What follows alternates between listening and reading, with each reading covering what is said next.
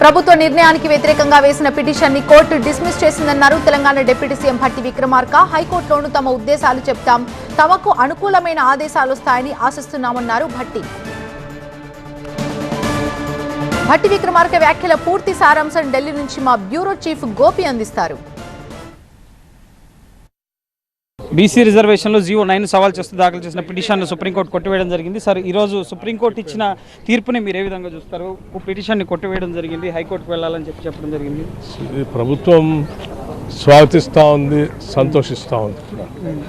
ప్రభుత్వం ఎంత చిత్తశుద్ధి అయితే ఓబీసీల రిజర్వేషన్ కల్పించాలని నిర్ణయం తీసుకొని ముందుకు పోతూ ఉందో, దానికోసం ఈరోజు నిన్న మాకు తెలిసిన వెంటనే ముఖ్యమంత్రి రేవంత్ రెడ్డి గారు కానీ, లేకపోతే పిసిసి ప్రెసిడెంట్ కానీ, లేకపోతే పార్టీ పరంగా కానీ అందరం మా నాయకుడు రాహుల్ గాంధీ గారు చెప్పినటువంటి ఆలోచన మేరకు ఈ రిజర్వేషన్ ఇంప్లిమెంట్ చేయడం కోసం రాష్ట్ర ప్రభుత్వం తీసుకొచ్చిన జీవోని అమలు చేయడం కోసం దానికి అడ్డంకిగా కొద్దిమంది వ్యక్తులు సుప్రీంకోర్టుకు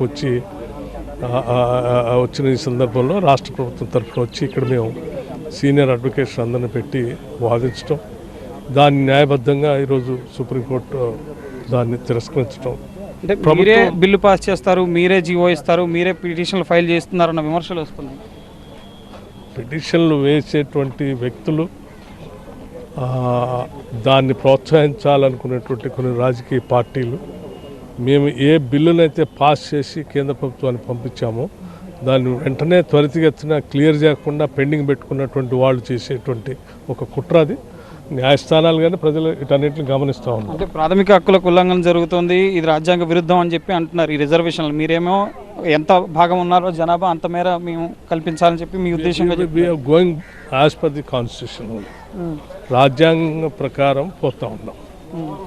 సో హైకోర్టులో కూడా సేమ్ ఉత్తర్వులు వస్తాయనుకుంటున్నారా? హైకోర్టు కూడా ప్రభుత్వం యొక్క ఆలోచనని,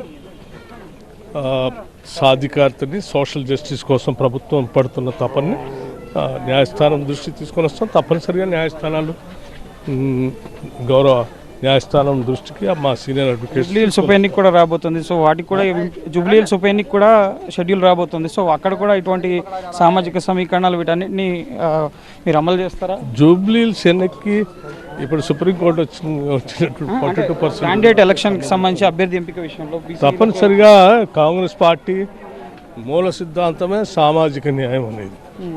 సో ఆ మూల సిద్ధాంతాలను కాంగ్రెస్ పార్టీ ఎప్పుడు అమలు చేస్తూనే ఉంటుంది. Thank you. సామాజిక న్యాయం అనేది కాంగ్రెస్ మూల సిద్ధాంతం. సో వాటిని అమలు చేసే దిశగానే మేము పనిచేస్తామని చెప్పి అంటున్నారు. ప్రభుత్వ గోపికృష్ణ, TV9 న్యూఢిల్లీ.